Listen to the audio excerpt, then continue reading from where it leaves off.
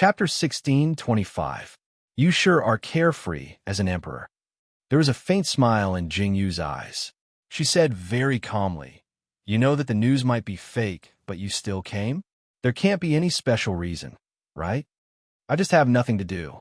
Hellion Theo lowered his eyes and said, "Right now, the Tokyo is ruling the world. If Xiao Yuling wanted to annex the northern pastoral, she would have done so already. I wouldn't be able to stop her. Since Xiao Yuling doesn't want to annex the northern pastoral region, what else can I do?" "Huh?" Jingyu laughed heartily and said, "You're quite open-minded." Hellion Theo smiled faintly and didn't reply. Jingyu looked at Xiao Chun and said, "You went out so early to pick up Hellion Theo? Why didn't you tell me earlier?" Jingyu said as she glared at him with dissatisfaction. "No," Xiao Chun said calmly. "I just went out to gather information. I didn't expect to meet Hellion Theo, so I brought Hellion Theo with me."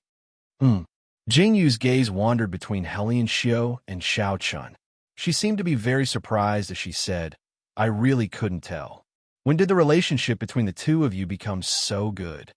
Hearing Jingyu's words, Hellion Xiao was immediately embarrassed. Xiao Chun, on the other hand, appeared to be calmer. After a moment of silence, he said, "It's been like this since we were young." When Hellion Xiao heard Xiao Chen's reply, his body trembled violently. His eyes were filled with disbelief. Looking at Xiao Chen's calm expression, he seemed to have thought of something. He smiled and said, "Yes." This time, it was Jing Yu's turn to be stunned. When she saw Xiao Chun and Hellion Theo's expressions, she smiled faintly and didn't say anything. With the arrival of Hellion Theo and Foam Maching, these familiar people came one after another. Taigao City was getting more and more lively. Bai Jio was finally able to walk. Xing Er and Shangwan Linglan also arrived.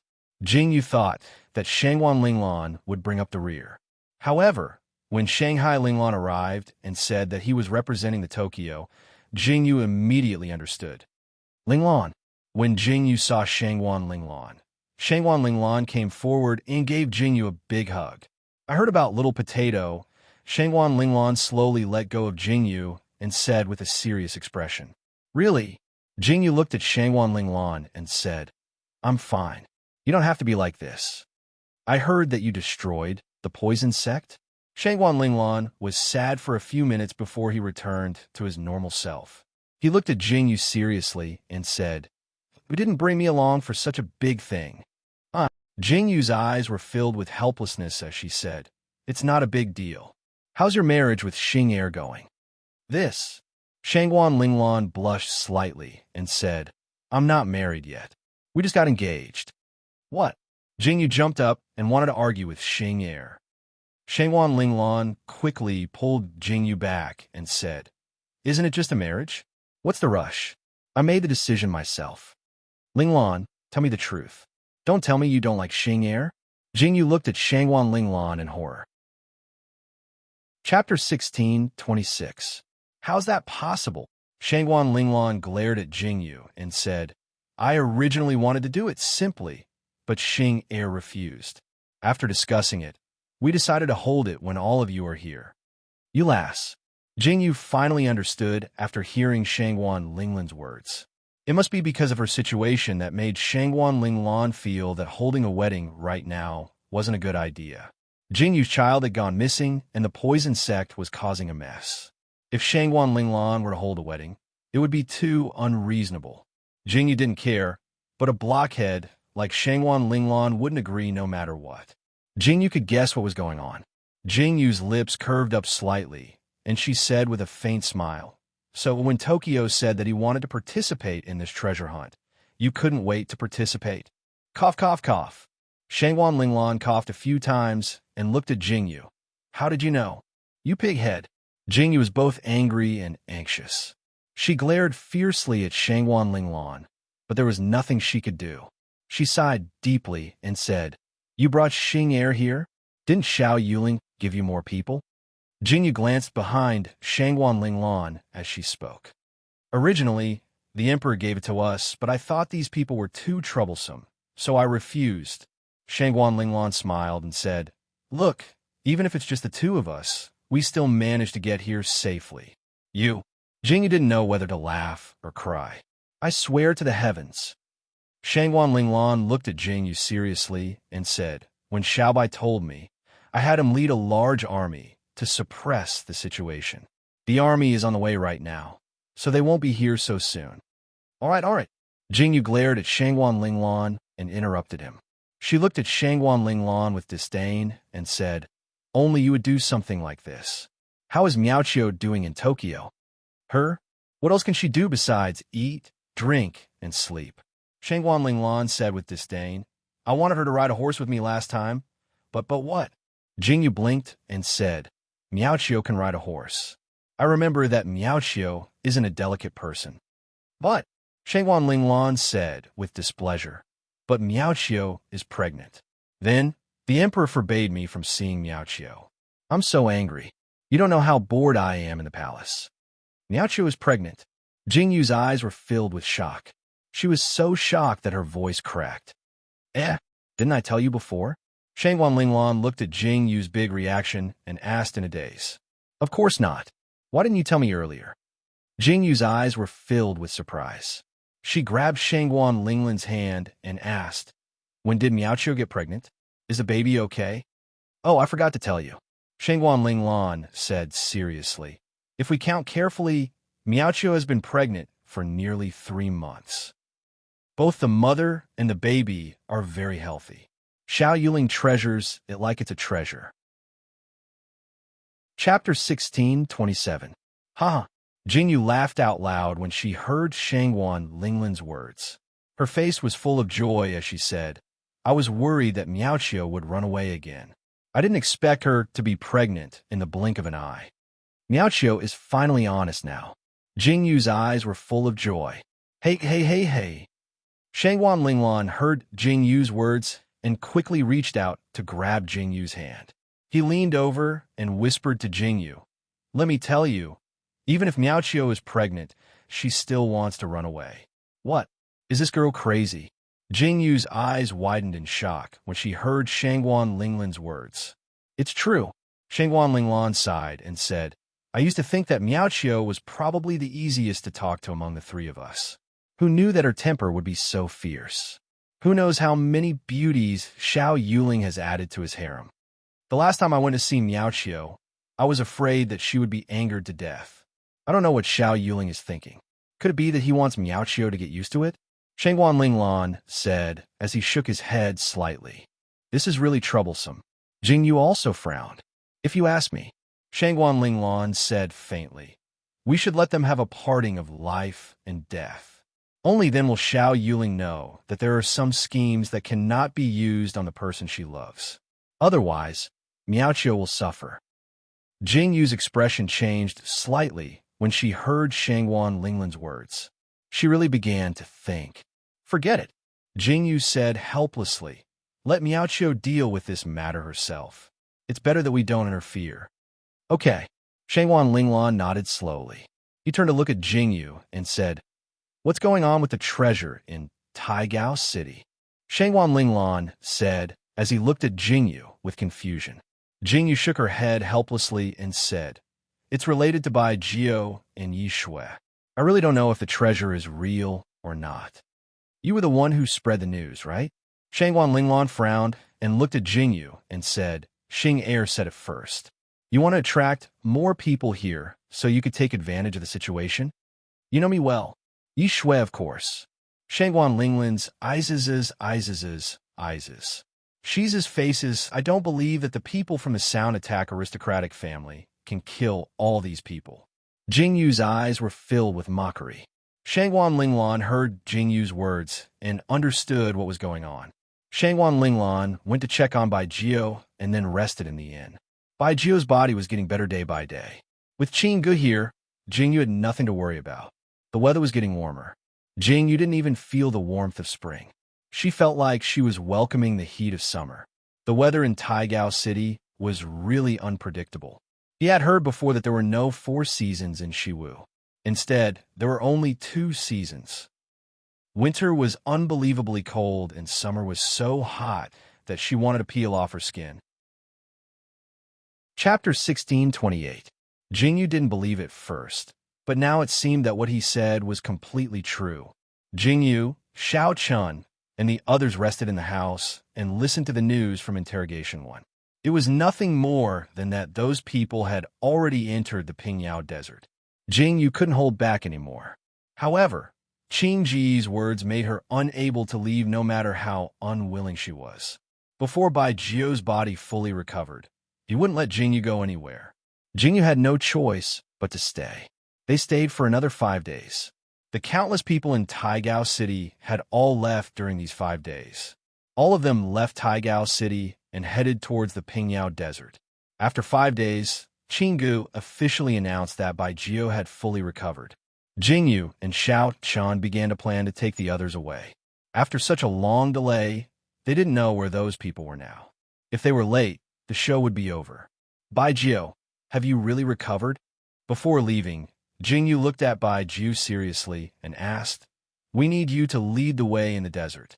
If anything happens to you, we will be completely at a loss." Ninth Imperial Concubine, don't worry. I'm fine. Bai Jiu moved his body casually and said, "It's all thanks to Sir Qing Ji's medical skills. I thought I would need half a year to recover. I didn't expect that I would be fine in just 1 or 2 months. Nonsense. Why don't you see what medicine I gave you?" Hearing this, Qing Ji's expression was full of pride. Jingyu's mouth twitched fiercely and she didn't say anything. This person really couldn't be praised. If you praised him too much, he would become unreasonably arrogant. "Let's go." Jingyu turned and left with Shangwan Linglan. Hellion Theo was from a northern pastoral after all. Naturally, he didn't go with her. Xiao Chun and Xing Er also packed up. There was still some distance between Taigao City and the Pingyao Desert. Even if they rode at full speed, they would still need half a day to reach the desert. The Pingyao Desert was the largest desert on the mainland. Its size was comparable to the Roman forest. Jingyu had seen a desert before, but it was much smaller than this one. Jingyu's eyes flashed with surprise as she looked at the scenery in the distance. The desert was so eye-catching. Jingyu's eyes widened slightly. She stood at the edge of the desert and could feel the scorching heat. "Oh my God, is it really spring?" Shangwan Linglan stretched out her hand slightly and wiped the thin layer of sweat on her face. After looking up at the scorching sun above her head, she frowned and said with a conflicted expression, "This desert really lives up to its reputation." Qing Ji's eyes lit up with excitement as he looked at the desert. He said, "I've always wanted to see what this desert looks like. I heard from my master that there are many rare treasures hidden in this desert. Think about those precious herbs and things that I've never seen before. I can't wait to go in." Qing Ji's eyes were filled with excitement as he spoke. Jingyu shook her head helplessly and said, "You're going in just like that. You're courting death." Chapter 1629. Then how do we get in? Qinggu was stunned for a moment before he asked. "The desert is very hot and full of sand. Our horses can't travel through the desert. Can't you see that there are so many camels over there?" Jingyu said as she rode her horse over and said, "Let's change horses." Only then did Qinggu know that there was such a thing in the desert. After everyone got on their horses, they saw many vendors selling water and other things at the entrance of the desert. The only difference was that the water here was very expensive. Jingyu and the others were well prepared. They walked towards the desert. Naturally, they walked quickly in the desert. They wore gauze hats to cover their cheeks and prevent the scorching sun from shining on them. White Nine seemed to have come to the desert too many times. He introduced the desert to Jingyu and the others along the way. After walking for a while, he turned into a small path. Jingyu knew why White Nine wasn't worried at all. Even if Jingyu and the others were late, they had a guide who was familiar with the road. They didn't have to take any unnecessary detours. Jingyu's mood improved a lot when she thought of this. She raised her eyebrows. Along the way, they saw a lot of people coming and going. There were tourists and merchants. There were also people who hunted beasts in the desert to sell for money.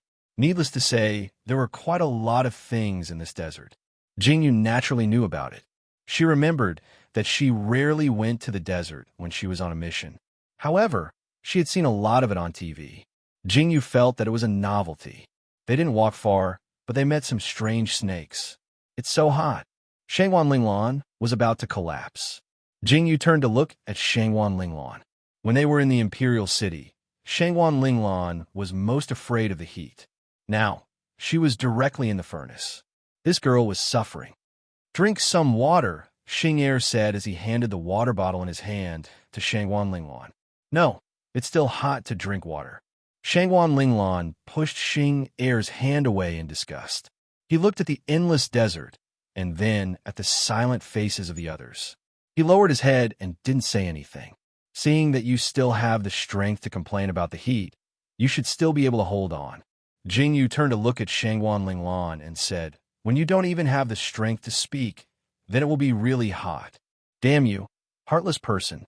Shangwan Linglan heard Jingyu's words and scolded unhappily. However, he lowered his head helplessly. After walking in the desert for 2 days, everyone knew that the desert wasn't a place that ordinary people would dare come. Finally, they endured from day to night. Jingyu and the others finally announced that they were going to rest.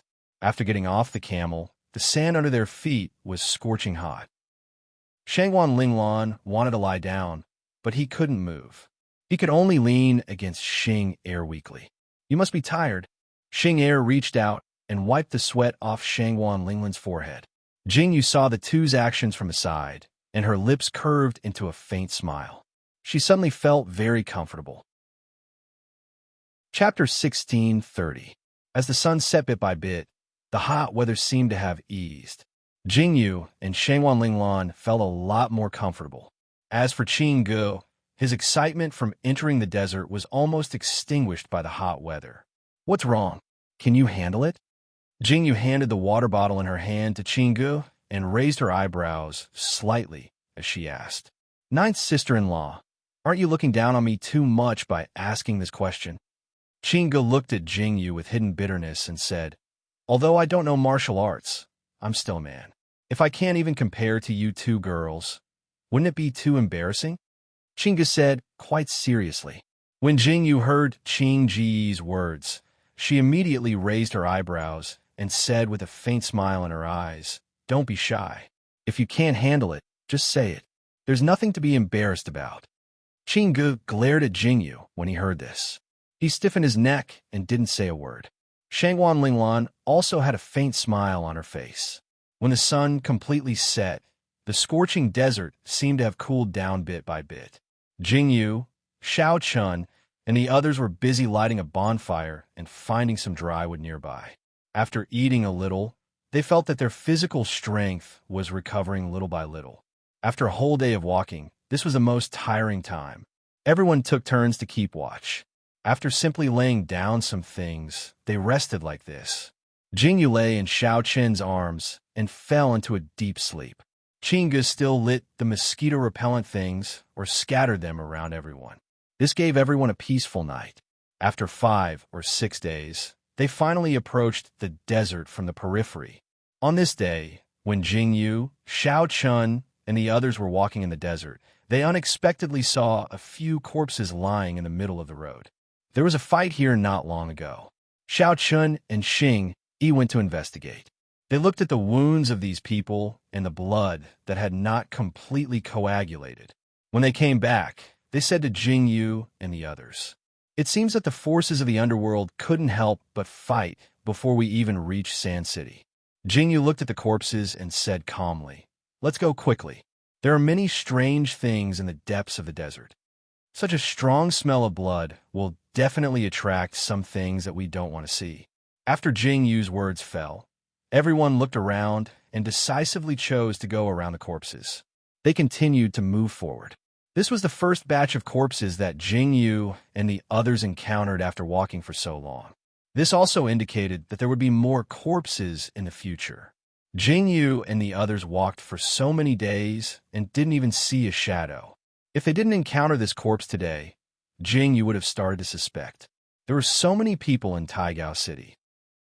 How could they all disappear after entering the desert? However, Jingyu was overthinking. Of course, these people didn't disappear. It was just that when they first entered the desert, everyone went in different directions, but their destination was the same. Therefore, when they entered the depths of the desert, they gradually met up. Chapter 16:31. Jingyu and her group found the people they were looking for. How long had it been? While they were still wondering if the corpses were killed for revenge or to fight for something, they met people again. But this time, they didn't meet corpses but living people. It seems like they are fighting for something. Jingyu and Xiao Chun sat leisurely on the camel and looked at the two groups of people below. They seemed to be fighting for a box, and the box wrapped in black cloth was tightly held by one of the groups. Who are you people? The two groups of people also noticed the arrival of Jingyu and Xiao Chun and their group. They immediately stopped what they were doing. These two groups of people weren't stupid. Jingyu originally just wanted to see what was going on. If necessary, she could snatch the box. But now that this person had asked her, Jingyu couldn't pretend that she didn't see anything. She rode the camel towards the two groups of people. She didn't see them clearly when she was far away, but now that she was closer, she could see the clothes of the two groups of people clearly. She could almost tell who they were at a glance. The people on the left were dressed neatly and decently. At a glance, she could tell that they were from a reputable sect in Jianghu. But the people on the right were dressed very casually. The weapons in their hands were also different. At a glance, she could tell that they were a temporary team or people who didn't belong to any sect in Jianghu. You don't have to worry about it. We're just passing by and saw by chance. Jingyu took a step forward and said, "We saw that the two of you were fighting so hard, so we stopped to take a look." Jingyu turned her eyes to the two of them. Her eyes fell on the box, as if she was interested. She narrowed her eyes and said, "Looking at the two of you, it seems that you are also after the treasure under the Sand City, right?" Jingyu's words were nonsense. Which one of the people in the depths of the desert wasn't after the treasure? Otherwise, who would come to the depths of the desert to die for no reason? Looking at the few of you, you still don't know what is going on here. Did you just arrive? The person holding the box vigilantly hid the box behind him and frowned at Jingyu and Xiao Chun. What? Is there something wrong? The corners of Jingyu's mouth curled up in amusement. Looking at the person who was looking at her, as if she was a thief, a faint smile appeared in her eyes. It seemed that something very interesting had happened in the depths of the desert. "Miss, you don't know something." A middle-aged man slowly walked out from the group opposite them and said, "This thief stole our things and didn't return them. He even killed my second brother. I can't take this lying down." The person opposite them laughed calmly when he heard this. He stared at the middle-aged man and said, "What right do you have to say that this is yours? I found it among the barbarians' corpses. You just moved your lips and it became yours?" The middle-aged man had a treacherous appearance. At this moment, he glared fiercely at the robust man in front of him and said, "I killed your second brother, and you also killed my disciple. Isn't that even?" Chapter 16:32. Fuck your mother's fart. When the burly man heard the middle-aged man's words, it was as if he was holding his breath. He said fiercely, "Who doesn't know that you have countless disciples? You didn't even shed a single tear when they died. What are you pretending for? Little bastard, I won't let you off." The middle-aged man was enraged. He turned to look in the direction of Jingyu and the others. Then, as if he had thought of something, he said fiercely, "You want to snatch the key back? Let's see if you have the ability to do so." As the man spoke, his eyes were filled with a sinister look. He flicked his sleeve and threw something out. Instantly, a cloud of smoke appeared. Jingyu, Xiao Chun, and the others instinctively reached out to cover their mouths and noses. By the time they came back to their senses, those people had already used their qing gong to hide somewhere. The burly man cursed. He was so angry that his face turned green. When he turned around, he saw that the people behind him were injured. Even if they continued to fight, they would be at a disadvantage. Fortunately, Jingyu and the others came in time. This made the old man a little fearful. He didn't know if Jingyu was pretending not to know or if she really didn't know. It was even more so when a woman came out to speak. Why did a woman come out to speak? The reason is very simple. First, do you think Xiao Chun is a person who finds it tiring to even speak a word? Unless it is absolutely necessary, he will definitely not speak. If you ask him to come out and say this, do you think it is possible? Second, Xing Yi and Xing Er's levels weren't high enough. Naturally, they wouldn't speak. As for Qingge, Jingyu really didn't dare to let him speak. She was afraid that this child would ask some idiotic questions. As for Baijio, it was even worse. Baijio was supposed to be the best at dealing with such situations. However, the closer they got to the desert, the more absent-minded Baijio became. He seemed a little impatient, which made Jingyu very worried. After thinking about it, he felt that he was the most suitable person to stand out. He could clearly observe the situation in front of him, and at the same time, he had enough aura to suppress others. Therefore, the person who escaped this time was really different. Are you guys all right? Jingyu and the remaining young men sat on a withered tree trunk. Jingyu looked at the severely injured man and said with a frown, "We have a doctor who can take a look at your companion." "Thank you, Mississippi." When the man heard Jingyu's words, his eyes lit up and he said happily, "If that's the case, then I'll have to trouble young master." "It's okay." Qingge waved his hand casually and said, "I'm used to being ordered around by my ninth sister-in-law." As Qingge spoke, he looked at Jingyu with eyes full of resentment. It was as if he was saying, "It's fine that you asked me to treat your injury, but you even asked me to treat an outsider. Do you really think I'm a doctor? I'm a doctor. Do you know what a doctor is?" Qingji's eyes were full of resentment. However, he walked towards the injured man with much faster footsteps. He wasn't careless when doing things. "So it's madam." When the man heard how Qingge addressed Jingyu, he was slightly taken aback. He then said embarrassedly, "I'm sorry for offending you. Please don't take offense." "It's fine," Jingyu replied casually. Chapter 1633. It was no wonder that this man mistakenly thought that Jingyu was an unmarried woman. Jingyu's outfit was very casual. Originally, a married woman would naturally have her hair tied up in a bun. However, Jingyu didn't know how to do that at all. She had been tormenting herself for such a long time. Jingyu didn't pay attention to this matter. Moreover, which woman would stand up and speak for her wife in that kind of situation just now? It made this robust man think that the accompanying men were all Jingyu's guards or something like that.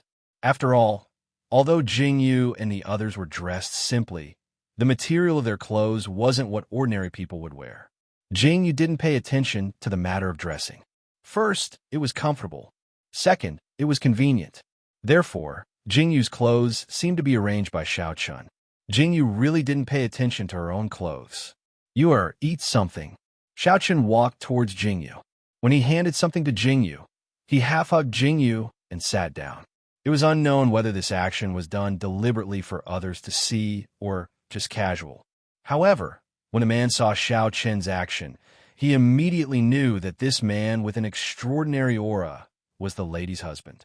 The man was very polite and slightly bowed to Xiaochun.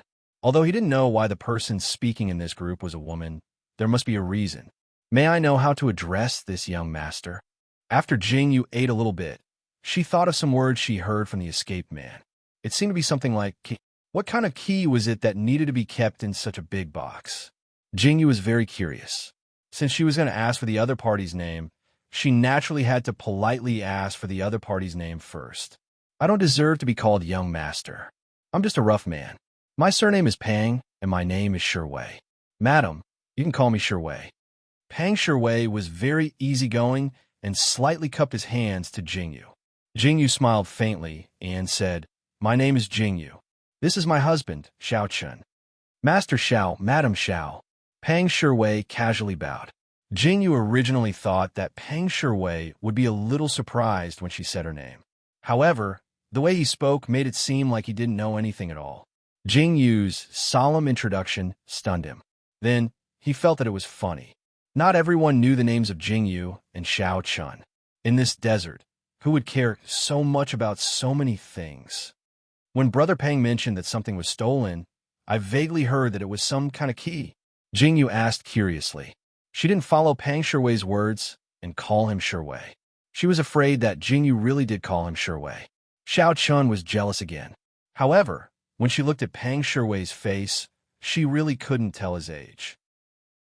After thinking about it, Jingyu still conservatively called him by a respectable name. She wouldn't call him by his name directly, and it wouldn't make people feel that they were too close. Since Madame has asked, I have nothing to hide.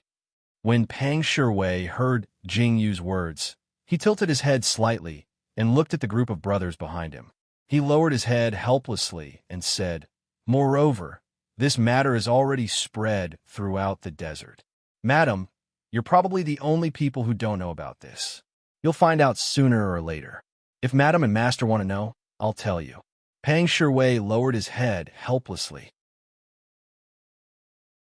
Chapter 1634.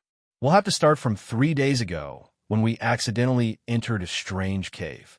Pang Shiwei slowly opened his mouth and said, There's a treasure map circulating in the underworld. This map is in the hands of a few big sections. We didn't dare to covet it. But not long ago, my second brother eavesdropped on the news from somewhere. He said that it was useless to have a map. If we wanted to enter the door, we needed the key. He also said that the key was hidden in the depths of the desert. Originally, we didn't have much hope. Even if there was a key, we wouldn't be able to find it so easily. We just wanted to fish in troubled waters to make a living. Who would have thought that God would play such a prank on us? That's right, said Zhang Xiuing. Pang Shiwei seemed to have thought of something painful as he clenched his fists tightly. On the second day after we heard the news, my second brother led us to a mysterious cave. We found the so-called key in the cave. Pang Shiwei adjusted his breathing slightly and continued. Originally, everything was perfect. When we were doing this, we didn't alarm anyone. But who would have thought that the news of the treasure key would spread like wildfire? In an instant, everyone knew about it. Pang Shiwei said fiercely. It was from then on that we fell into a desperate situation of being surrounded and fleeing. My second brother was killed by that old bastard yesterday. The key was also taken away by him. Pang Shiwei pursed his lips tightly and said, Originally, we wanted to stop that old bastard Chang Qingfeng here. But we didn't expect him to have premeditated this. If Madam and Master hadn't appeared in time today, there would have been a lot of casualties. Pang Shiwei sighed deeply. There was actually such a thing. Jingyu fell into deep thought after hearing Pang Shiwei's words. Why did Jingyu feel that something was strange? However, when Jingyu thought about it carefully, it didn't seem strange at all. Everything was so logical. I can't believe you fell for such a flawed trap. At this moment, Xiao Chun, who had been sitting quietly at the side, suddenly said calmly. Jingyu's expression stiffened as she turned to look at Xiao Chun. What do you mean, Master Xiao? When Pang Shiwei heard Xiao Chun's words, he frowned slightly and asked with a serious expression. Xiao Chun glanced at Pang Shiwei as if he didn't want to say anything. However, we saw that Jingyu was also looking at him with a curious expression. He suddenly felt helpless. He pursed his lips and said, It's very simple. Either your second brother set you up, or you offended someone powerful. First, he set up a trap to let your second brother know about the so-called key. Then, he secretly gave you directions and released the news of the key. His goal was to ensure that you didn't die in the desert without any accidents. Xiao Chen didn't speak quickly. Pang Shiwei's eyes widened when he heard this sentence calmly. Or there could be another possibility. Xiao Chen looked up at Pang Shiwei and said, Then the key is real. However, it wasn't easy to take it out. Coincidentally, he targeted your second brother and used you as a tool. Chapter 1635. Once this thing is taken out, we can spread the news. Not only can we ignite the flames of war, but we can also seize the opportunity to obtain the item. It's not necessarily a bad thing. Xiao Chun continued. As for you guys, it's fine if you guys obediently don't fight for it. If you guys fight for it, even if you die, you won't be able to link it to them. Jingyu's eyes widened when she heard Xiao Chen's words. This person really explained all the doubts in her heart. Jingyu roughly thought of a few things, but not as thoroughly as Xiao Chun. So that's how it is. I understand. Pang Shiwei fell into deep thought after hearing Xiao Chen's words, as if he was recalling something. Then, under the gaze of Jingyu and Xiao Chun, he suddenly stood up. His eyes were filled with astonishment. No wonder second brother died so suddenly. He must have been afraid that second brother would find out something, so he couldn't wait to kill him. Pang Shiwei's expression was extremely ugly, probably because he was so angry. The veins on his forehead were popping out. The enemy is in the dark while we are in the light. If you rush out now, you will only be courting death. It was unknown whether Xiao Chan was getting excited or something else, but he narrowed his eyes slightly and continued, "Why don't you pretend to be stupid and conserve your energy and see who did it?" Old Master Xiao is right. Pang Shiwei heard Xiao Chen's words, and his head was filled with anger. It was as if someone had poured cold water on him from head to toe. If he acted rashly now, he would simply be rushing to his death. Pang Shiwei took a deep breath, lifted his robe, and knelt down. He bowed deeply to Jingyu and Xiao Chun and said, "Today, I am indebted to the two of you for your advice. In the future, if the two of you need this Pang's help, this Pang will spare no effort to help the two of you." Pang Shiwei's words were profound, and the meaning couldn't be more obvious. Jingyu and Xiao Chun looked at each other and fell silent. Then, they smiled at Pang Shiwei and said that it was fine. Then, they said some irrelevant words and stopped. This time, Jingyu was a little surprised. Originally, she just wanted to get some information from Pang Shiwei, but the current situation surprised Jingyu. Since Pang Shiwei said so, it meant that Jingyu had another power in her hands. When Jingyu thought of this, the corners of her mouth curled up. Qingge had also finished bandaging everyone's wounds. Jingyu looked at the sky. Now that it was dark, they probably wouldn't be able to leave. She might as well rest here first, Jingyu said to everyone, and they all agreed with her. Jingyu.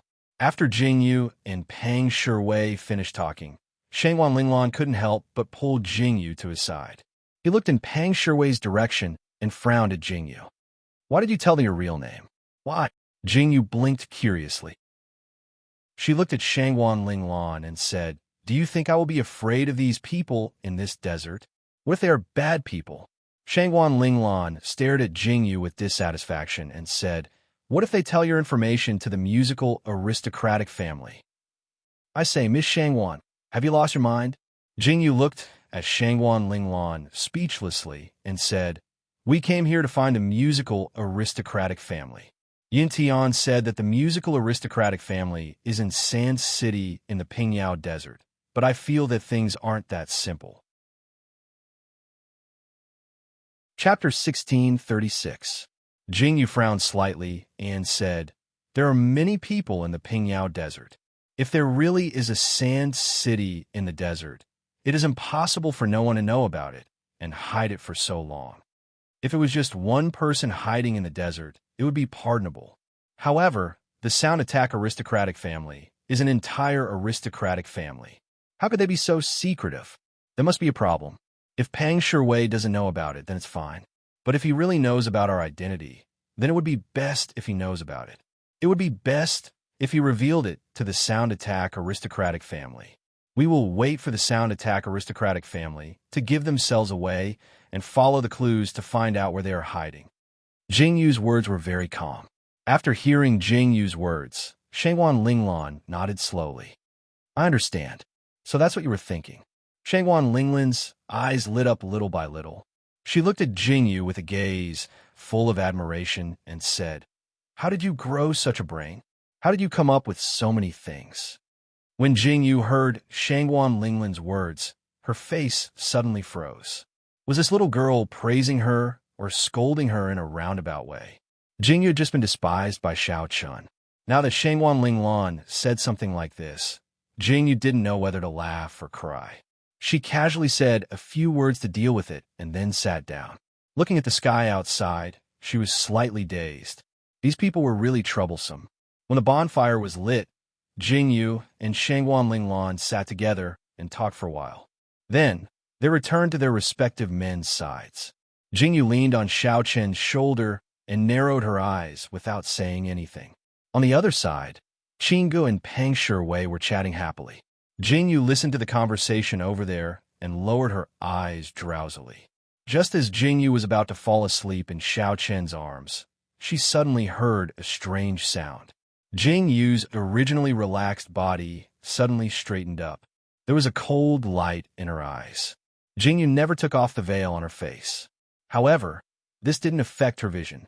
Not only did Jingyu notice it, but Xing Shiwu, who was in charge of guarding at the side, also noticed it. There's movement. A soft reminder sounded. Jingyu, Xiao Chun, and the others all stood up and stared vigilantly at the person slowly appearing under the moonlight. Their eyes were full of vigilance. Who are you trying to hide? Get out here. As Xing Shiwu shouted, Jingyu saw a few figures slowly stepping out from the dark night.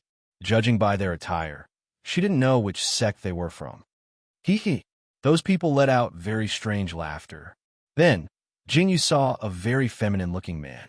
He stared at Jingyu and the others with a pair of sinister eyes and said, Pang Shiwei, I heard you obtained the key to the treasure. If you obediently hand over the key, perhaps this young master can still leave your corpse intact. As the man spoke, his eyes were fixed on Pang Shiwei. His eyes were filled with murderous intent, causing one to tremble in fear. Zhuji, so it's you. When Pang Shiwei saw this person, his eyes flashed with surprise. Then, he curled his lips in disdain and said, A loser dares to be so arrogant. What a joke. Chapter 1637. What bullshit treasure key? Do you think that if I had it, I would still be here waiting for you to snatch it? Pang Shiwei looked at Zhuji with disdain. What do you mean by that? When Zhuji heard Pang Shiwei's words, the expression on his face changed slightly. The corners of his mouth twitched violently as he said, Did someone beat us to it? When Zhuji finished speaking, his gaze fell on the people behind Pang Shiwei. Seeing that they were all wrapped in bandages, it seemed that he was really a step too late. Suddenly, Zhuji's expression became extremely ugly. Who is it? Zhuji stared at Pang Shiwei and asked. Pang Shiwei said coldly. Who else could it be other than that old thing Cheng Qingfeng? When Pang Shiwei mentioned this name, his face was filled with killing intent, and his eyes were filled with killing intent. When Zhuji heard Pang Shiwei's words, he harumphed coldly and said, No wonder this arrogant old thing actually took a detour when he saw me today. So it turns out that he has such a big treasure. After Zhuji finished speaking, his gaze turned behind Pang Shiwei, and he said coldly, But when did you become so weak? You can't even deal with Cheng Qingfeng. I heard that you even lost second brother Pang. Shut up. Pang Shiwei's eyes were filled with coldness as he looked at Zhuji and said, I don't have what you want here. Scram. Otherwise, don't blame me for being impolite. Ha ha. How interesting. Zhuji looked coldly at Pang Shiwei and said, With your defeated army? You still want to be impolite to me? It's more than enough to deal with you. There was a faint smile in Pang Shiwei's eyes, and the sarcasm in his eyes made Zhuji's face turn extremely ugly. Just as he was about to say something, his gaze fell on Jingyu, Xiao Chun, and the others at the side. No wonder you're so confident. Zhuji's sinister eyes quietly sized up Xiao Chun and Jingyu's team.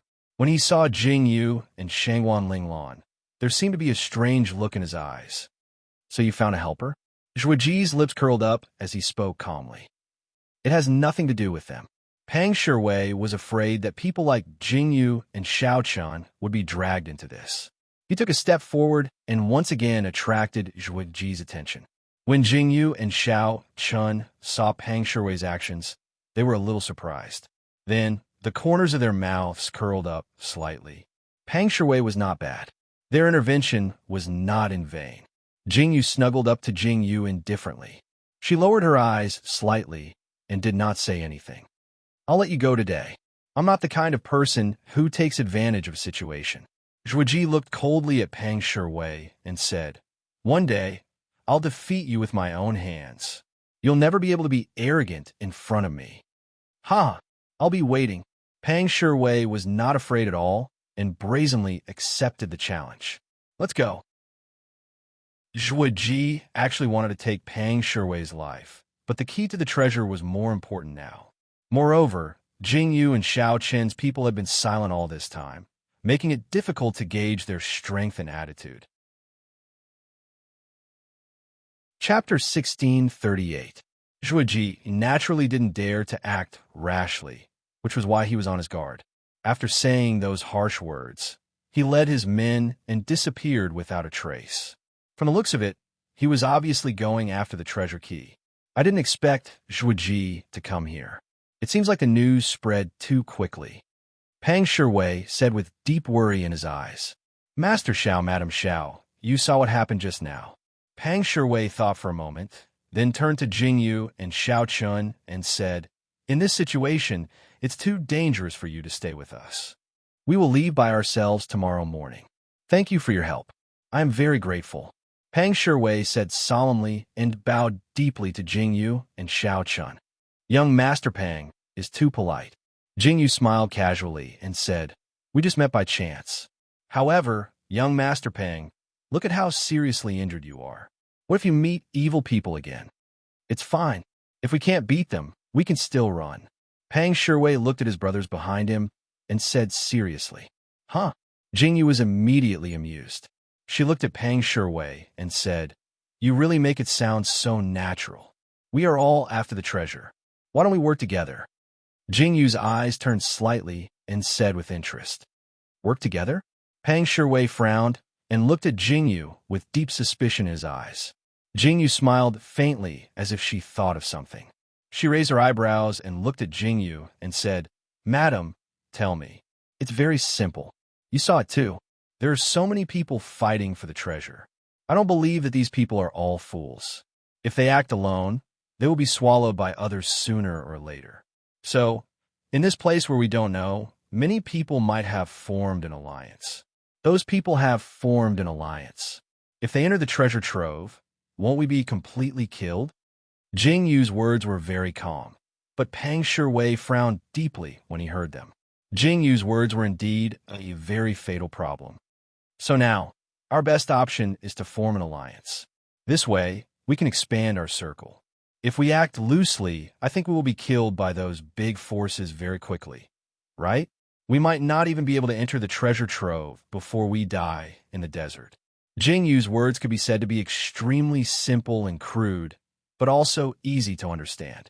Pang Shiwei exchanged glances with the person behind him. Obviously, he also realized what she meant. He frowned slightly, as if he was thinking about something. This is indeed a big problem. Pang Shiwei nodded slowly. If we form an alliance, we'll have an extra layer of protection in this desert. My request is very simple. Tell me, although Pang Shiwei was very grateful to Jingyu and Xiao Chun, he would not blindly believe Jingyu and Xiao Chun's words. If it was something that would harm him, he would definitely not do it. I'm not very interested in the treasure trove. If we really enter the treasure trove, I don't want a single cent. But when Jingyu said that she did not want a single cent, she clearly saw a trace of shock on Pang Shiwei's face. Chapter 1639. But I want you to help me save someone, Jingyu said calmly. She frowned and looked at Jingyu and Xiao Chen's group again. She frowned slightly, as if she was weighing the pros and cons. What do you think? Jingyu asked with a faint smile. Who do you want to save? Pang Shiwei asked after a moment of silence. Well, I can't tell you in detail. Jingyu smiled and said, it's about killing people anyway. As for whether you want to do it or not, you should think about it carefully. Jingyu was silent for a moment, then said, as long as you agree, I can guarantee that no one will be able to hurt you before you enter the treasure trove. Jingyu's words were extremely arrogant. Pang Shiwei frowned slightly. Clearly, Jingyu's words had moved Pang Shiwei's heart. Jingyu was right. Pang Shiwei had also received some news that the large factions had joined forces. He had heard that the first thing they would do was to bury these small teams in the desert. It was very likely that they wouldn't even be able to enter the desert. However, Jingyu said that she had the ability to protect them. Moreover, she didn't want a single cent after entering the treasure trove. She only wanted them to help her save someone. It was obvious that this person wasn't that easy to save. Pang Shiwei was in a dilemma. Young Master Pang, you don't have to worry about discussing it with the other young masters.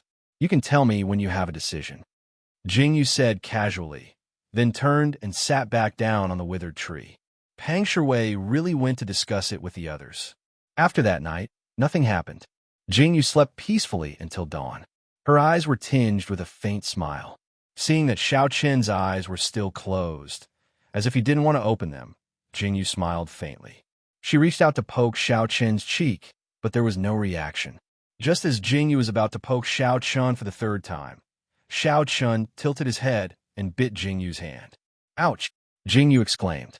She stared at Xiao Chen with disdain and said, "I didn't wash my hands when I pooped." Xiao Chen looked at Jingyu, and his face instantly turned ugly. Although he knew that Jingyu was joking, the thought of that scene made his stomach churn. How could he marry such a wife? Xiao Chen silently pushed Jingyu away and walked to the side to rinse his mouth with precious water. He wanted to rinse his mouth a few more times, but Shangguan Linglan grabbed the water with disdain. He stared at Xiao Chen angrily and said, "Do you know how precious this water is?" Xiao Chen looked at Shangguan Linglan stiffly.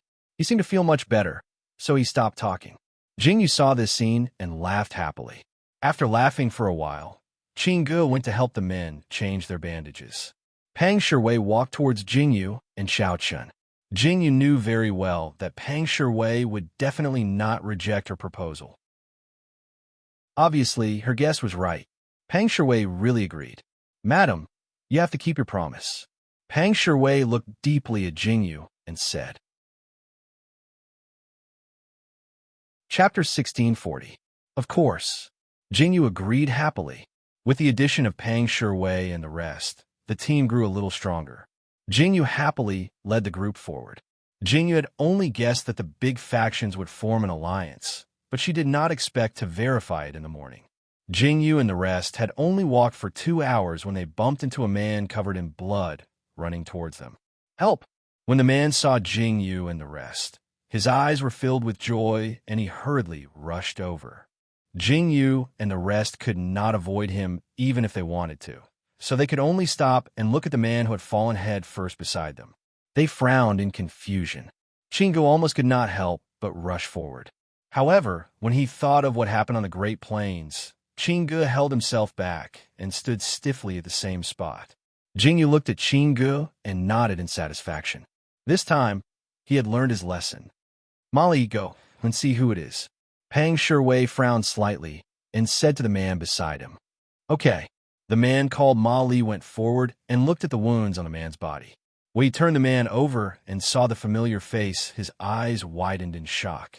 He turned to Pang Shiwei and said, "Third brother, it's Black Bear's men." "Black Bear's men?"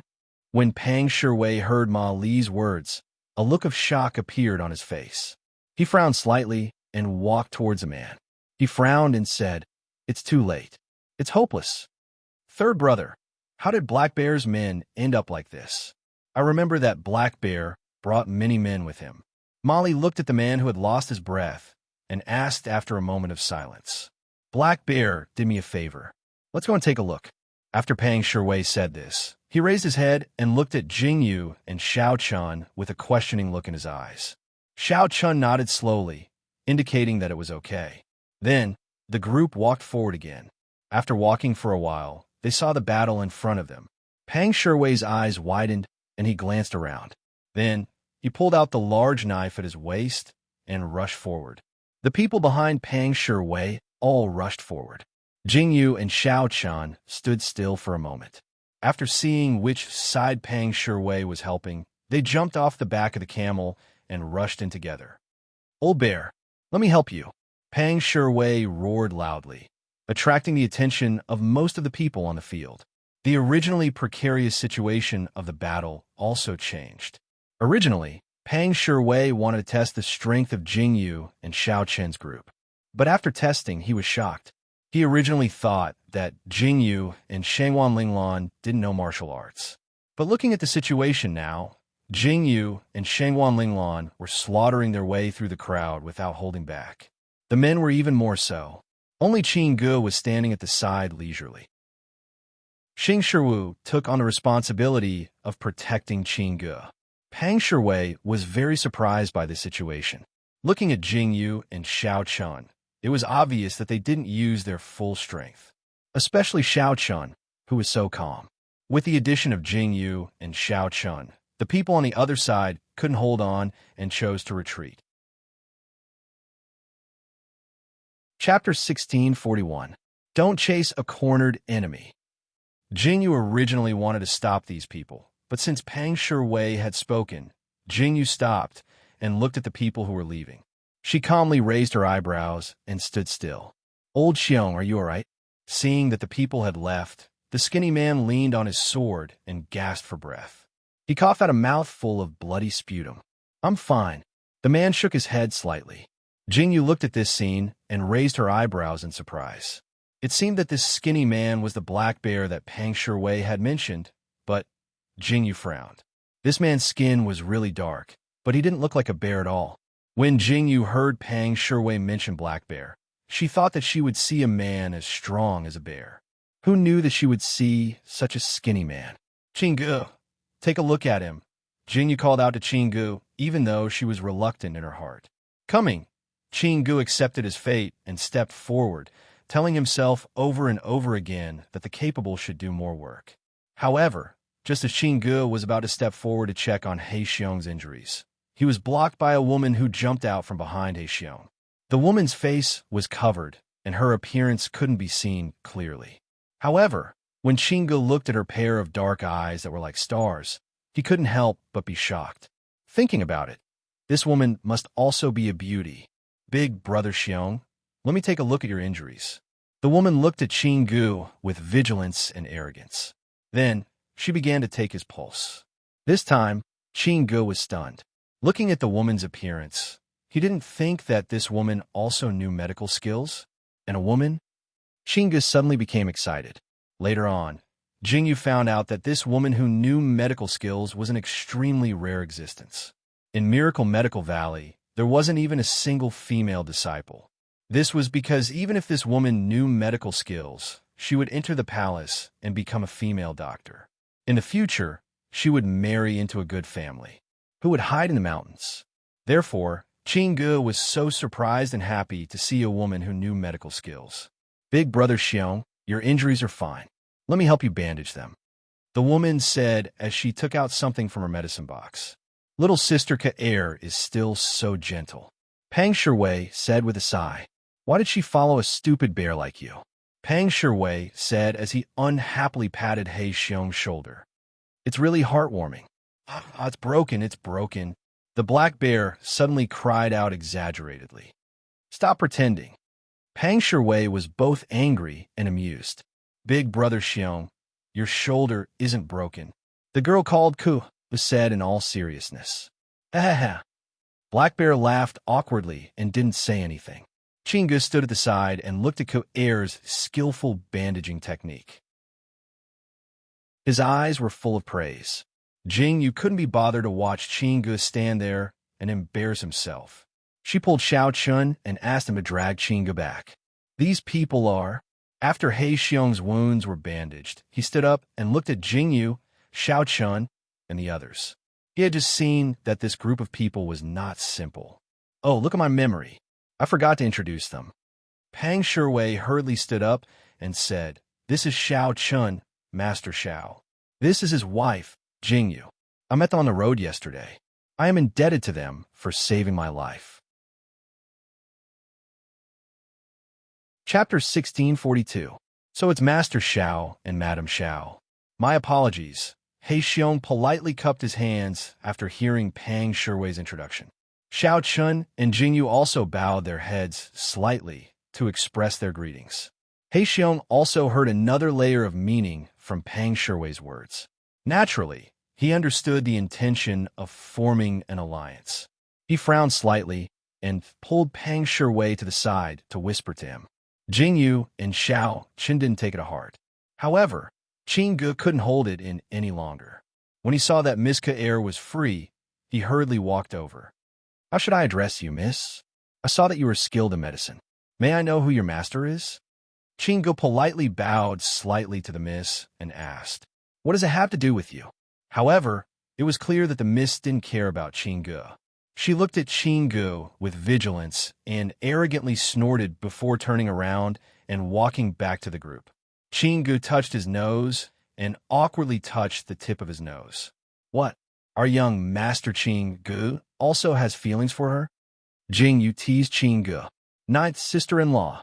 When Xing heard Jing Yu's words, his face immediately turned red.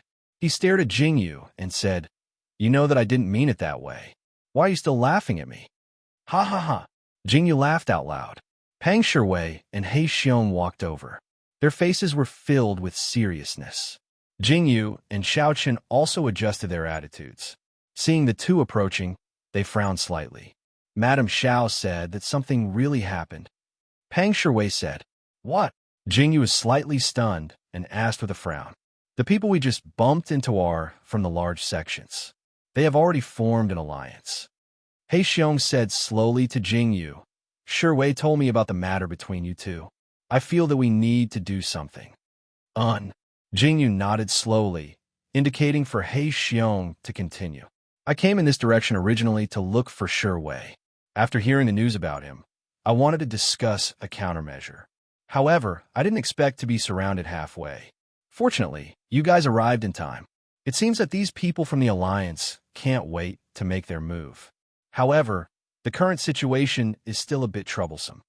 Pang Shiwei said slowly, "These people must be targeting small teams like ours. Eliminate them first." "Yes."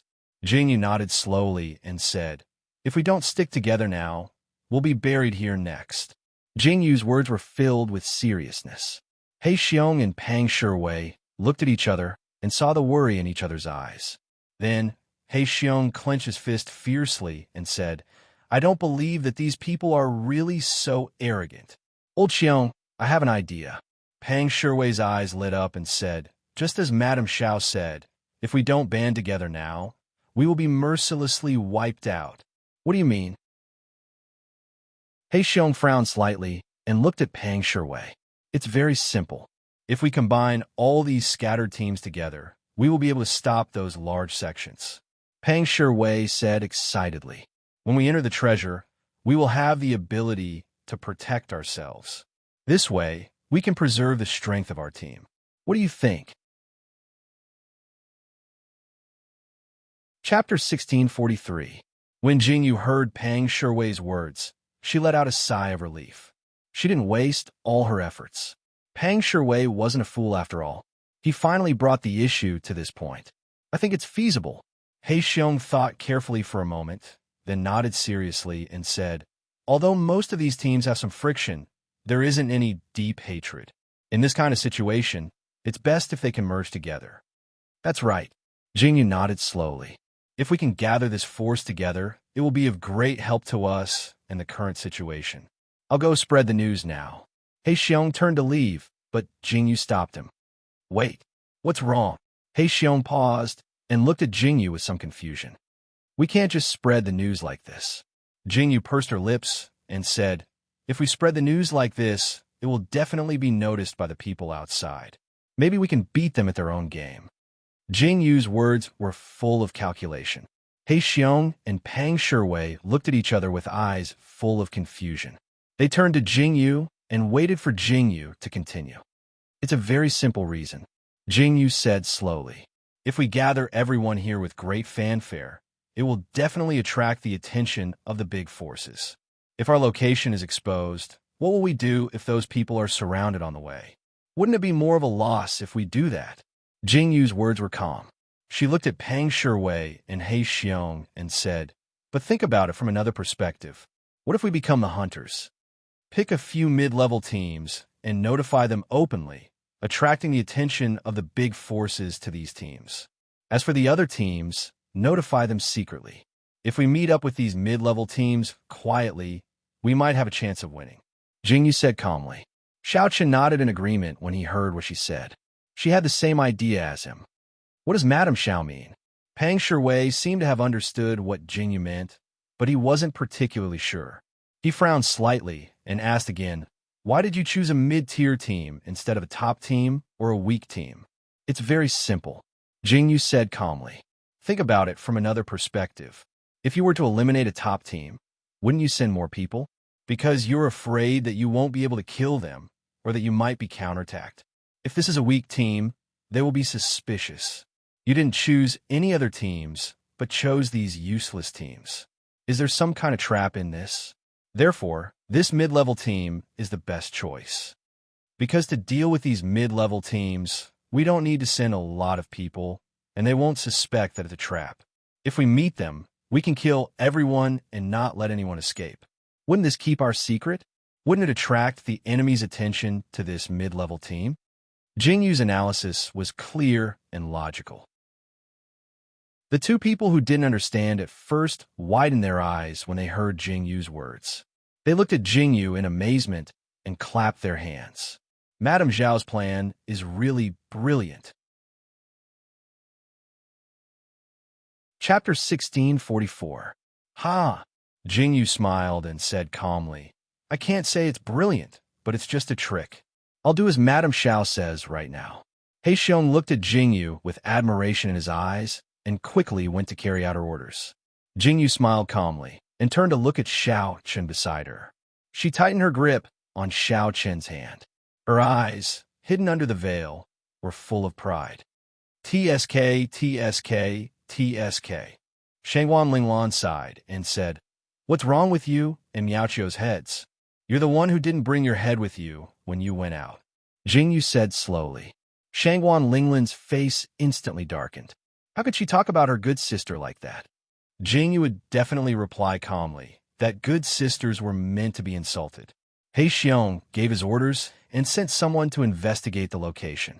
Then, he happily walked towards Jingyu and the others and said, I've found the news. There are 2 mid-level teams nearby. I've already sent them the news. We'll be moving out too. Okay. Jingyu turned around and replied. Then, she looked at Baijio and Xing Yi and raised her eyebrows calmly. Linglan, do you want to stay here and guard? Or do you want to come with me to play? Jingyu smiled at Shangwan Linglan and asked. When Shangwan Linglan heard Jingyu's words, he stood up without thinking and said, Don't even think about going alone without me. Ha! Jingyu's eyes were full of smiles as she said calmly, Since that's the case, Xing Yi and Xing Shiwu will stay here to protect Qingge and Baijio.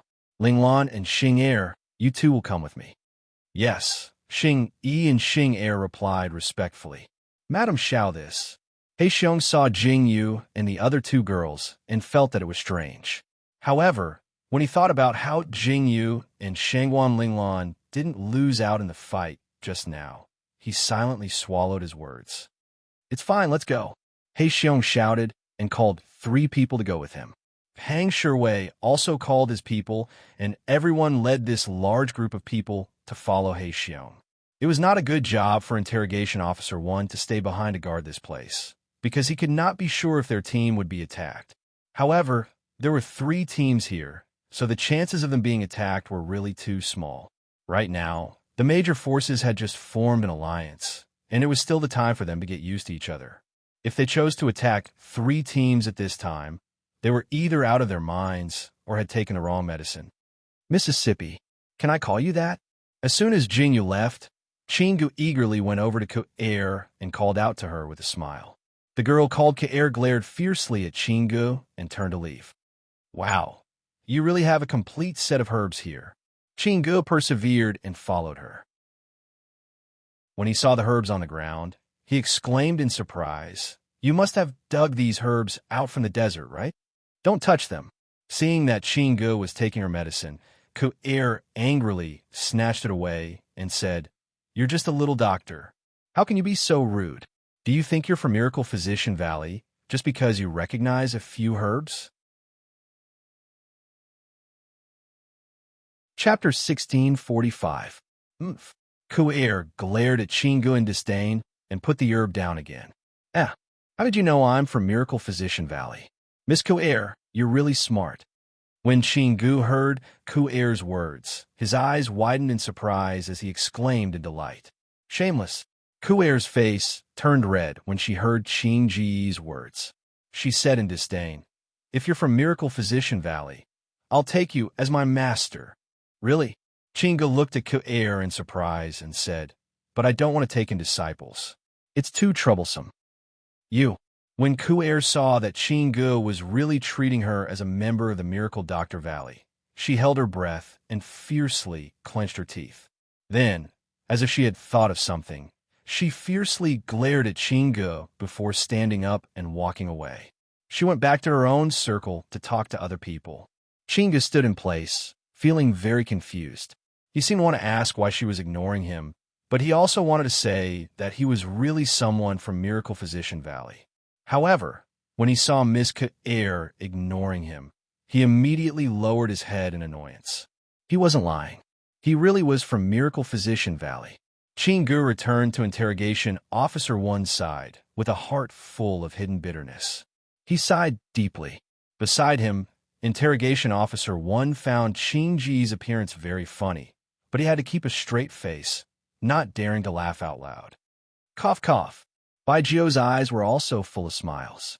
He looked into the distance and wondered how Jingyu and the rest were doing. Jingyu and the rest had found the right route. However, the journey was still a little far. Jingyu and Shangwan Linglan relied on Xiao Chun and Xing Er to carry them. They finally arrived at their destination in the evening. They rested for a while and waited. I'm so tired. Shangwan Linglan gulped down a mouthful of water and panted. Do you really think I brought you here to play? Jingyu was also out of breath. She snatched the water bottle from Shangwan Linglan's hand and gulped down a mouthful of water. She closed her eyes and leaned against the sand to recover her energy. Everyone was resting. The three men who followed He Xiong originally thought that Jingyu and Shangwan Linglan wouldn't be able to hold on. However, they didn't expect that they would be in better condition than them when they arrived at their destination. The three men immediately stopped underestimating them. I'm guessing that these people will definitely set up an ambush there. Perhaps we can play the game of the mantis stalking the cicada, unaware of the oriole behind. After Jingyu adjusted her breathing, she narrowed her eyes and pointed at a cave. What do you guys think? Let's see what's going on first. He Xiong nodded slowly. After responding to Jingyu's words, he laid there and stared into the distance. If there really was an ambush there, someone would definitely poke his head out to check the situation. All that mattered now was patience. Jingyu quietly watched the scene in front of her. She didn't seem anxious at all. Jingyu and the rest weren't in a good spot. The scorching sun was really killing them. Everyone was so scorched that they didn't even want to say a word. Their vision was a little blurry. However, when they turned their heads, they saw that Jingyu and Shangwan Linglan were still holding on. How could the men be weaker than the women? Chapter 1646. When she thought of this, she held herself back. She took a deep breath and continued to stare. Finally, just as Jingyu could not hold on any longer, there was a movement from the other side. Jingyu saw the movement on the other side and immediately became alert. Everyone also focused their attention on the other side of the hill. Originally, there was no one on the hill, but now, a person had quietly appeared. He seemed to be looking around vigilantly, trying to discern the current situation. Sure enough, Jingyu was right. Looking at the situation outside, Jingyu's body tensed up a little. She saw the person who came out to investigate. After carefully looking around, she went back to hide again. I guessed right. Jingyu slowly shrank back and nodded at He Xiong, Pang Shiwei, and the rest. She turned around and sneaked towards the place where those people were hiding. They definitely did not expect us to attack from behind. When Jingyu was close to them, she suddenly stopped and said, "Everyone, remember, start killing from the people furthest away. You must kill quietly and do not be discovered. As for the people furthest away, do not move. Understand?" Jingyu looked at everyone and reminded them again, do not mess up the overall situation because of a moment of pleasure. If that happens, it may mess up the plan and cause unnecessary casualties. Understand? Understood. When everyone heard Jing use serious words, they nodded deeply to show that they understood. Jingyu was relieved. She stretched out her hand and took out her dagger. Then, she quietly surrounded the people who were lying in ambush. The people surrounding them were all focused on what was in front of them. Their backs were completely facing them. They would never have thought that the enemy they were waiting for would appear behind them. When Jingyu and the rest approached, almost no one noticed. She reached out and covered the mouth and nose of person. Then, she cleanly slit his throat. This person did not even have the chance to make sound. His eyes widened and he died without knowing why. Because of the open terrain, There were many people lying down in groups of 3 or 4. Therefore, in such a situation, 3 or 4 people were needed to act together. Jingyu, Shangwan Linglan, and Xiao Chun cooperated very well. He Xiong and Pang Shiwei saw Jingyu and the rest killing people as if they were harvesting rice. They immediately twitched their mouths. They were worried about Jingyu and the other 2 girls. Now, it seemed that they were more worried about themselves.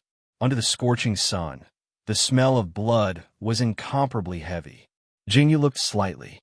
Although the speed of the killing was fast, it was still not enough. There's no time. After calculating the time, Jingyu gestured to He Xiong and Pang Shiwei's people, indicating that they should retreat immediately. The people on the other side had just started to kill energetically. One of them had already aimed at someone. When he saw Jingyu's signal, he struggled slightly. Then, he remembered Jingyu's words before the operation and decisively chose to turn around and leave.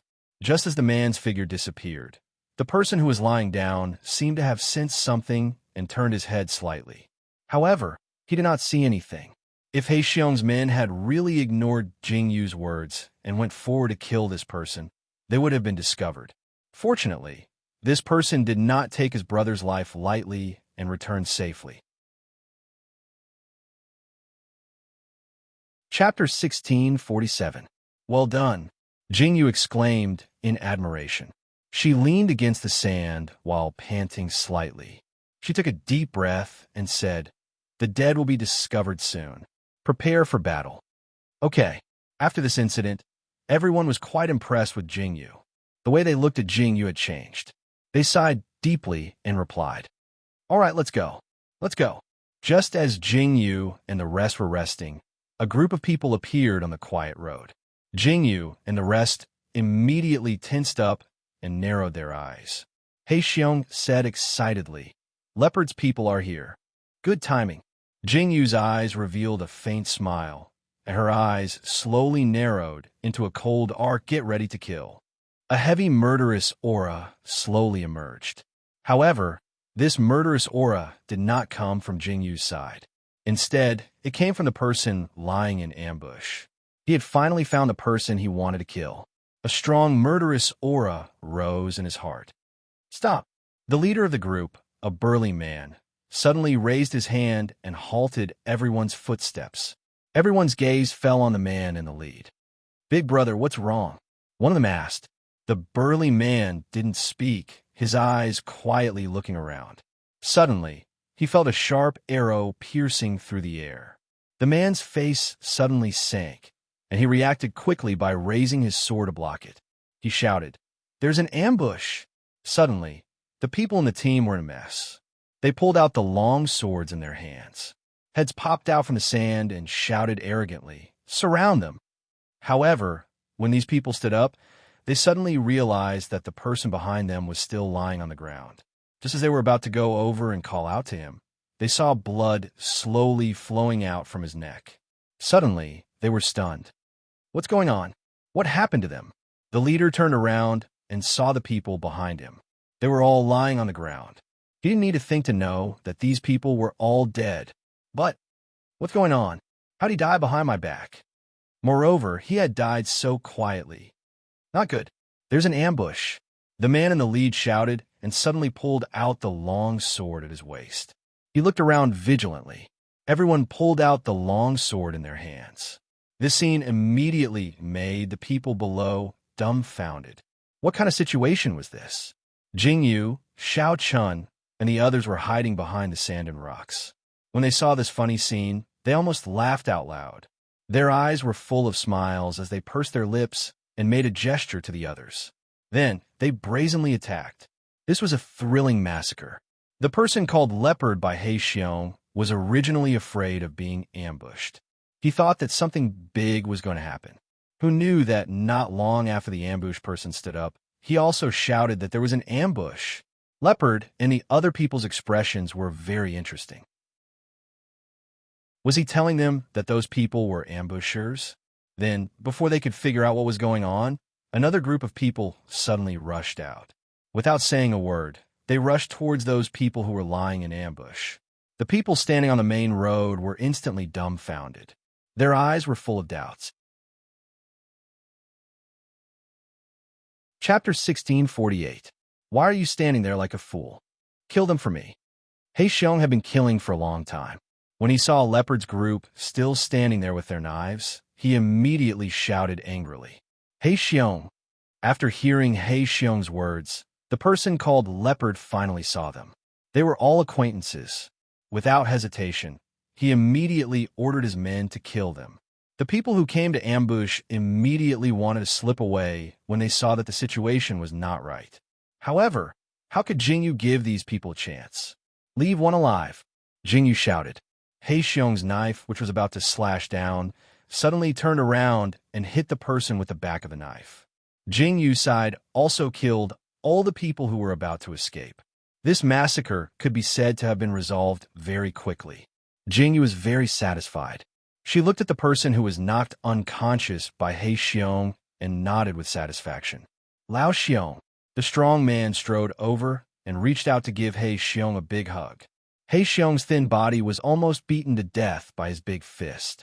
He immediately coughed and said angrily, Are you fucking trying to kill me? Ha ha ha, brother, Leopard said very happily. Jingyu saw this scene, and the corner of her mouth twitched fiercely. She really felt that the two people's names should be changed. Their physiques were completely incompatible. Why are you here? Leopard asked after greeting Pang Shuwei. Of course we're here to pick you up, He Xiong said as he saw Jingyu tie up the unconscious person. He then said, This is Master Xiao and Madam Xiao. If it weren't for their divine foresight, I would be here to collect your corpse now. These sons of bitches. Leopard cursed fiercely. By the time Jingyu and Xiao Chun returned to their original place, it was already midnight. These men didn't feel tired at all. They drank and made merry, looking very lively.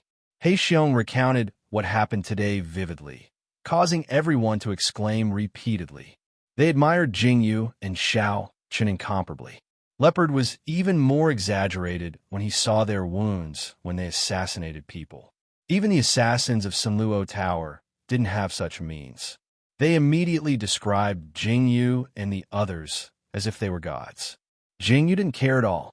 She hid with Xiao Chun and the others and slept peacefully. After a tiring day, Jingyu was really sleepy. Even if there was an important matter, it could be left for tomorrow. Jingyu had 2 teams here. Now, only one team had arrived. Tomorrow, there would be another fierce battle. Jingyu slowly drifted off to sleep with such thoughts in mind.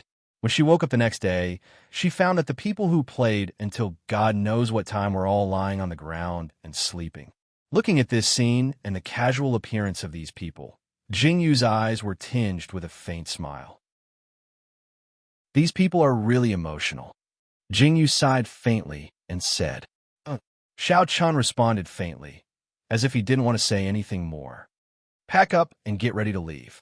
Jingyu stood up and looked at the distant sky. The scorching sun rose again. Jingyu slowly narrowed her eyes. Just as she was about to speak, the people sleeping there woke up one by one. Chapter 1649. When everyone was almost ready, Jingyu, He Xiong, and the rest set off again to pick up another team. This time, the place they were going to wasn't particularly far, but it wasn't close either. By the time Jingyu, Xiao Chun, and the rest arrived, it was already noon. It was the time when the sun was at its fiercest. However, this time, it wasn't as easy as the previous time. This was because when Jingyu and the rest arrived, the sound of fighting suddenly came from the other side before they could even decide what to do. Jingyu and the rest's faces turned cold as they hurriedly went over. When they looked over, it was indeed a group of people killing each other. In this kind of situation, even if they had a belly full of schemes, it would be useless. Go! Jingyu didn't waste any time and suddenly went forward. The rest of the people behind her followed suit. Xing'er, Linglon, the 2 of you guard the periphery. Don't let anyone escape. After Jingyu said hurriedly, she went into the crowd and started a massacre. The people who were ambushed were still very nervous, but when they saw He Xiong's group of people, they immediately calmed down. After a series of killing, this time it lasted longer. There were people who were injured, but it wasn't as easy as the previous time. However, this mission was still completed perfectly. No one escaped the net. He Xiong also learned to be smart. Jingyu didn't say to leave anyone alive, so he knocked that person unconscious and tied him up. This is so satisfying, Pang Shiwei said excitedly. Old Haystone, why are you guys here? The rescued man clutched his injured arm as he looked at He Xiong and Pang Shiwei in surprise. Can't you tell? Of course, we're here to save you, kid. He Xiong said happily. Don't tell me this was all part of your plan. You used us as bait. That person's eyes turned slightly as he looked at He Xiong and Pang Shiwei in horror. He Xiong and Pang Shiwei were stunned when they heard this. Kid, why are you still so smart? He Xiong said as he stared at the man in front of him with a conflicted expression. Great, you guys. You didn't even tell me your plan. When the man heard He Xiong's words, he instantly jumped up and said with a fierce expression, I thought I was going to die in this desert today. You scare me to death. Ha ha ha. When everyone heard this person's words, they immediately laughed. Pack. Let's go. He Xiong ordered everyone to prepare to leave. He Xiong's group when they returned to their stop. After they returned to the place where they stopped, there was another round of exaggerated shouting. After they returned to the place where they were stopped, there was another round of exaggeratedly. When they returned to where they stopped, there they were the people who had been knocked unconscious. But what would they? When the others peoples, when they were all people tea. There were so many people. Some had grudges, and some had favors. If they were to work together, killing and death would probably be the fastest way for them to work together. On the way back, Jingyu was silent as she thought about something. Xiaoqin seemed to have sensed Jingyu's thoughts and said indifferently, There's a price for everything. You understand. This understand was not a question, but a statement. Chapter 1650. Yes, I just suddenly felt unreconciled. Jingyu sighed deeply and lowered her head without saying anything. Xiaoqin tightened his grip on Jingyu's hand and smiled faintly without saying anything. However, this small action warmed Jingyu's heart. She raised her head and looked at Xiaoqin with a satisfied smile. What Jingyu didn't know was that after Jingyu left, some people appeared at the same place as yesterday. Tower Master, look at this wound. Those people seemed to have accidentally barged in and smelled the scent of blood. They immediately came in to check, but they didn't see this scene. What a familiar technique. The man in the gray robe walked out with languid steps. He had a familiar face. Perhaps it was because his clothes were too hot, or perhaps it was because they were casually unbuttoned, revealing his muscular chest, his slightly raised chin, and such a familiar face. Who else could it be but Feng Maching? Tower Master, this. The subordinate looked at the wound with shock in his heart. Don't look, Feng Maching said with disdain. When will the people of Sinluo Tower be able to kill people so beautifully? Then we'll really dominate the world. Let's see if those disgusting things still dare to touch us. Yes. When a subordinate heard Feng Maching's words, he immediately felt awkward. He silently swallowed his saliva and lowered his head without saying anything. But what makes me curious is... Feng Maching blinked curiously and said, Why is Jingyu with those people? Could it be that Jingyu wanted to gather these people together? Why is that? Tower Master, what did you say? The subordinate heard Feng Maching's words, but didn't hear clearly, so he asked with a slight frown. Nothing. Feng Maching smiled faintly and said, I just suddenly thought of something very interesting. Are those forces in the Alliance now? Yes, I told you about it last time, but you didn't pay attention to it. The subordinate felt wronged. Feng Maching curled his lips in disdain and said, How can those people be worthy of being in the same team as me? What a joke. Yes. The subordinate answered repeatedly. Go, send a message to the Darkeen Sect, Constellation Palace, and Nether Sect. Since we have nothing to do, let's form an alliance. Feng Maching said casually, but the subordinate was instantly scared silly. If it wasn't an alliance, then it wasn't an alliance. Why did he directly pull all the giants over when he mentioned an alliance? Would they give him face? Tower Master, this. The subordinate wanted to say something, but he still didn't say anything. "Just do as I say."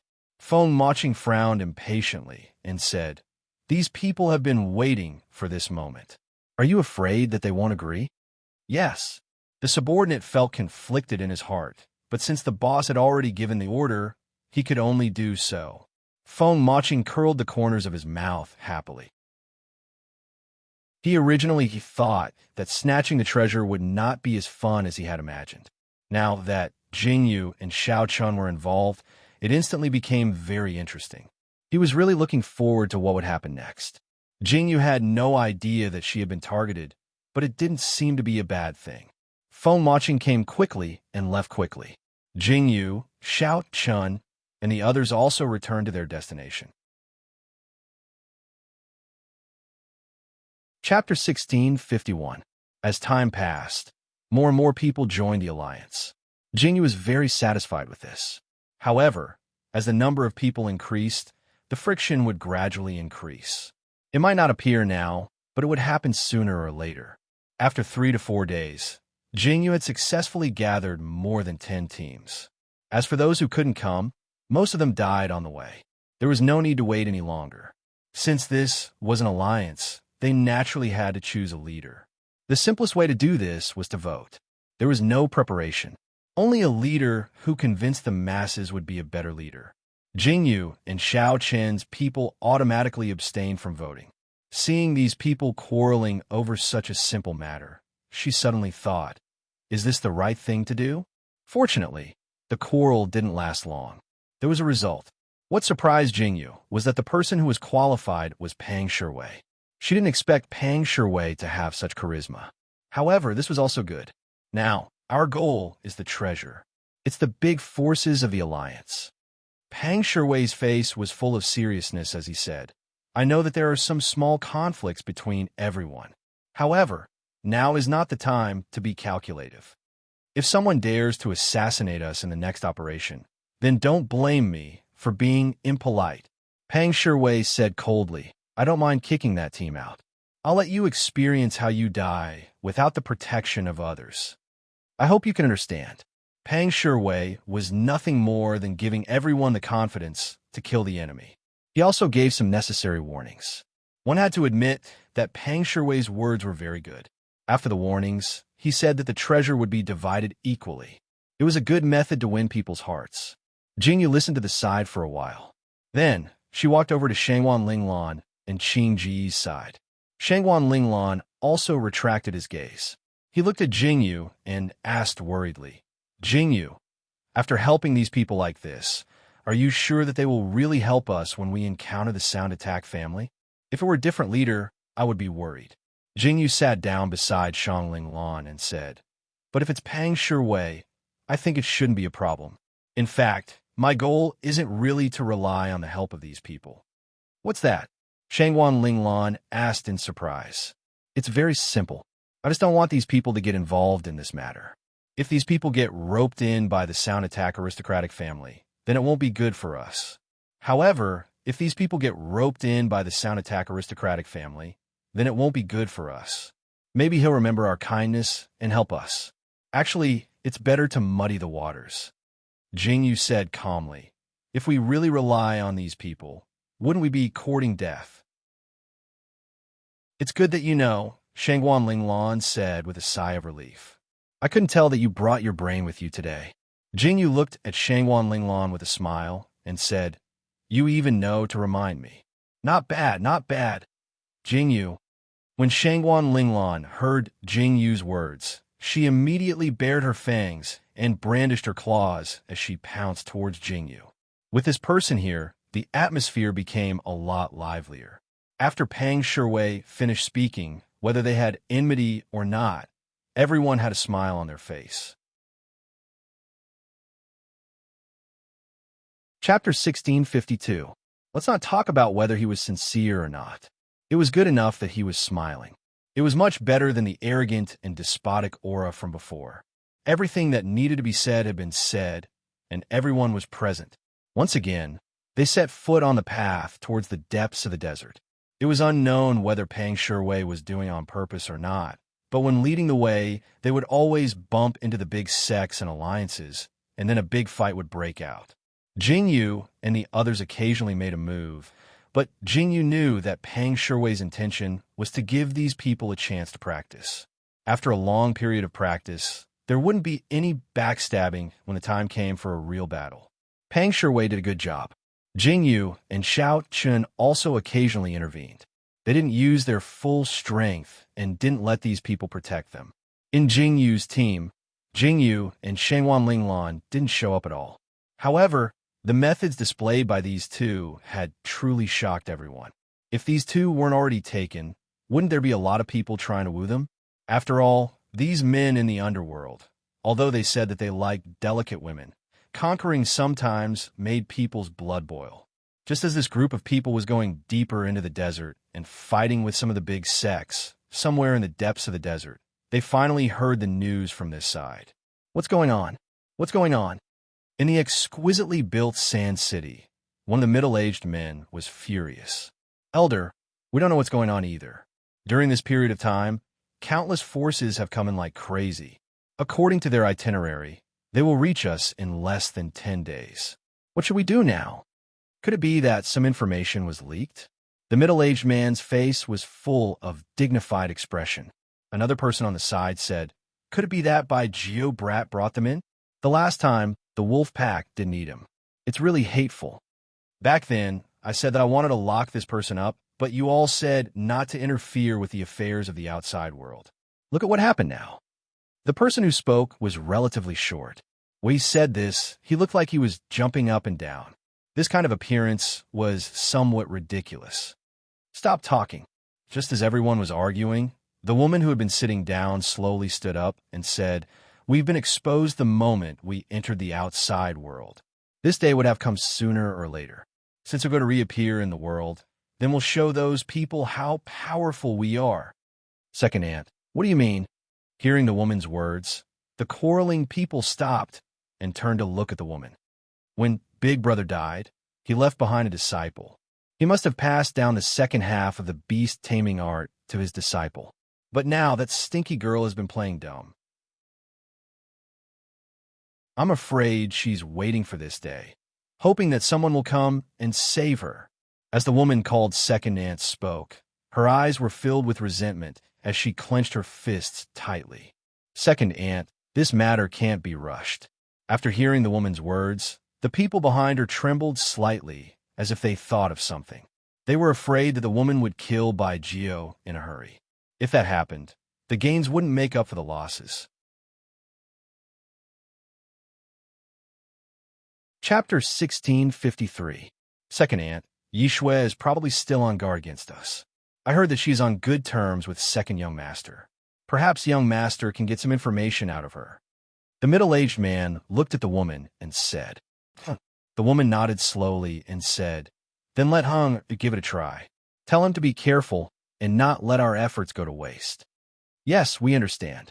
The middle-aged man heaved a sigh of relief when he heard the woman's agreement. Also, when we went out, we offended someone with a different pupil. Once we master the complete beast-taming art, the next thing we have to do is to kill this person with a different pupil that hasn't fully matured yet. Otherwise, it's very likely that it will bring us a calamity. When the woman said this, her eyes were filled with ice. When the men beside her heard this, their faces also turned serious and they all nodded in agreement. The woman looked around at everyone and asked with a frown, Where's Xiao Shi? Second Aunt, Xiao Shi is sick and is resting in the room. The short man quickly walked out and said, Why is her body still so weak? Is it the root of the illness from the last time you went out to deal with the other pupil? The second aunt frowned slightly and asked with dissatisfaction. Yes, ever since the last time we came back, Xiao Shi's body has been deteriorating day by day. The other pupil hasn't fully matured yet, but it's already so powerful. The few of us have also suffered heavy injuries. The man slowly stood in front of the woman and said, As expected, it's a huge hidden danger. The woman's expression changed slightly and seemed to be a little ugly. She took a deep breath and said, Let's deal with the matter at hand first. Since these people want to come, let's make sure they don't leave.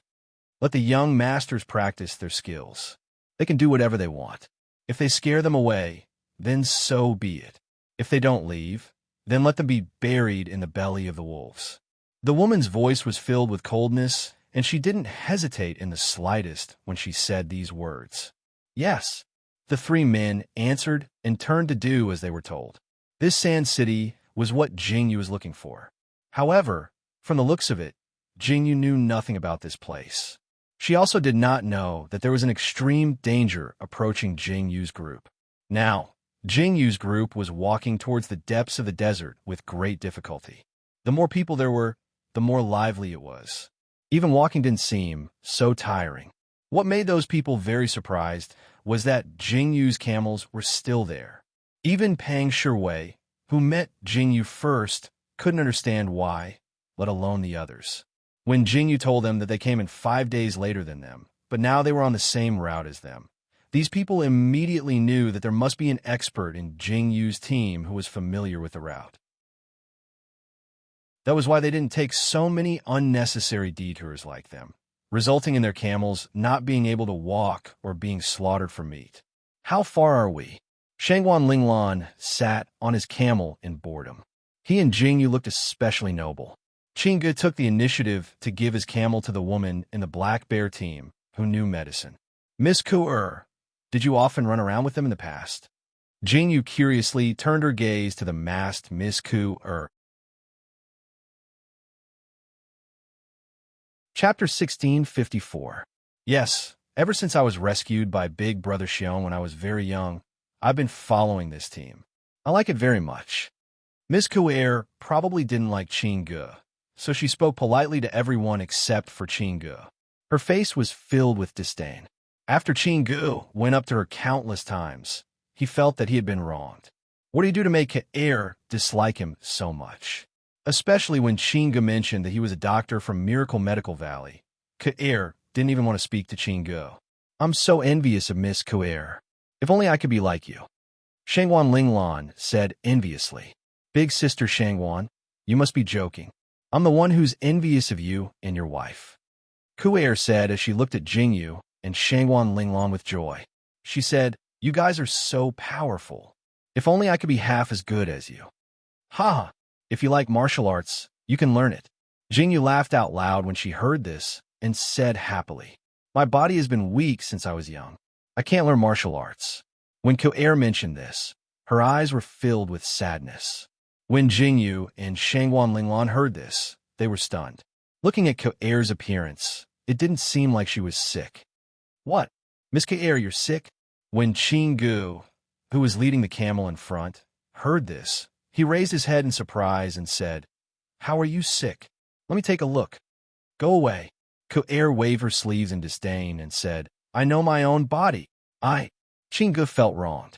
He didn't even want to treat other people's illnesses. He didn't expect that when he wanted to treat someone, he would be disdained. Qingji's heart was filled with resentment, but he lowered his head helplessly and sighed deeply. He said, "Why is life so unpredictable?" Jingyu looked at Qingji's dispirited appearance and found it funny. She smiled faintly. "Miss Ku'er, Qingge is the chief doctor of Miracle Medical Valley. Perhaps he can help you find a solution." Jingyu pondered for a moment, then calmly spat out these words. Immediately, Ku'er's eyes widened, filled with disbelief. "You're my sister-in-law." When Qinggu heard Jingyu's words, it was as if he had heard the sound of nature. His eyes were filled with deep emotions, and he almost shed tears. Finally, someone had cleared his name for him. "What's going on?" Jingyu didn't know what was going on. She had just casually said something, but why did Qingge have such a big reaction? "Ninth sister, you don't know." Qingge seemed to have found an outlet and explained the whole story. He looked at Jingyu as if he was about to cry and said, "I said I'm the doctor of Miracle Medical Valley, but she didn't believe me. Xing Yi and the others didn't help me. You don't know how painful it was for me these past few days. I can't speak of my suffering." Qingji's cries were exaggerated. Jingyu wondered if Qingge would sit on the floor as he spoke. Fortunately, this Qingge still knew how to be shameless. He only called out a little. I didn't know." Koera looked at Qing Ji's aggrieved expression and couldn't bear it. She had misunderstood him all along. She looked at Qing Gu with embarrassment and said, "My daughter was blind and didn't recognize you. Please don't take offense. You're tuning in to the Romance Rendezvous YouTube channel. We're so grateful for your support, and don't forget to subscribe to join us on this incredible journey through captivating stories. Your generosity through donations truly makes a world of difference, as it's the primary source of revenue that allows me to expand and enhance this channel for you. Thank you from the bottom of my heart for being a part of this adventure.